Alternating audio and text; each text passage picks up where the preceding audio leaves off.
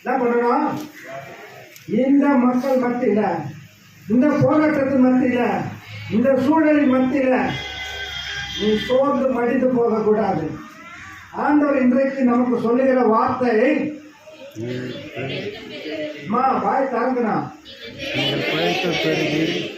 கண்டிப்பா இந்த வாயை திறந்ததுக்கு ஒரு பலன் உண்டு.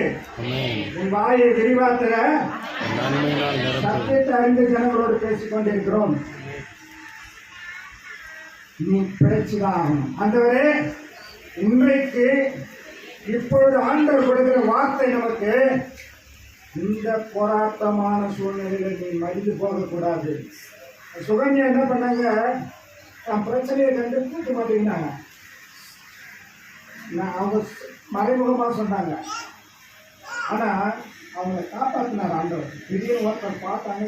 ஏன் அந்த பிரச்சனையை அவங்களை மரணத்துக்கு நேராக கொண்டு சென்றது.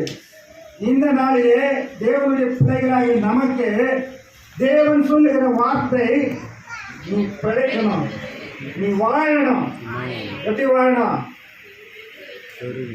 நல்லபடியா வாழணும். அவங்க ஆச்சரியப்படுற அளவுக்கு நீ வாழ்ந்து காட்டு. ஹல்லேலூயா, ஹல்லேலூயா. கால் வலி, அக்கா கால் வலி, நீங்க வாழணும். ஆண்டவர் வாழ்ந்து மகிமைப்படுத்தணும். ஹல்லேலூயா. உழைத்து நீ என்ன பண்ணணுமா? பெருகணும். எதுல பெருகணும்? எல்லாவற்றிலும் பெருகணும். எல்லா நன்மையானவற்றிலும் நீங்க நம்ம என்ன பண்ணலாம்? நம்முடைய அப்பா நம்ம என்ன சொல்றாரு? நீ பிழைத்து ஹல்லேலூயா விசுவாசித்தால் தேவனுடைய மகிமையை நம்மால செய்ய முடியாத தேவனால் செய்ய முடியும்.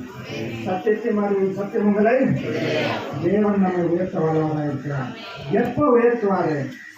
ரகசியங்களை அறியும். வேதத்தின் இது உபாகமத்தில் சொல்றாரு, ரகசியத்தை சொல்றாரு. அடுத்த வசனத்தை வாசிங்க. உன்னை சிறுமைப்படுத்தும்படிக்கும்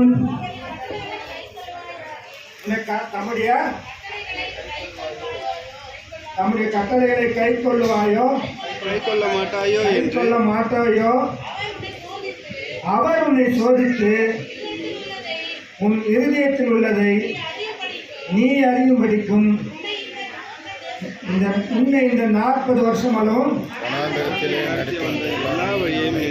எல்லா வழியிலும் நினைப்பாங்க. உண்மையாகவே நாம் ஓரளவுக்கு வாழ்ந்து வந்துட்டு இருக்கணும். ஹல்லேலூயா. வயதானவங்களாம் இருப்பாங்க. 40 வருஷம் நாங்கள் 60 வருஷமே வாழ்ந்துட்டு வந்துட்டு இருக்கிறோம். நம்ம சிறுமைப்படுத்திருக்காரு. என்ன படித்திருக்கிறாரு? சிறுமைப்படுத்துறதுனால தான் அவன் சமூகத்தில் வந்திருக்கிறோம். சிறுமைப்படுத்தி தம்முடைய கட்டளைகளை நீ கை கொள்ளுவாயோ நீ அறியும்படி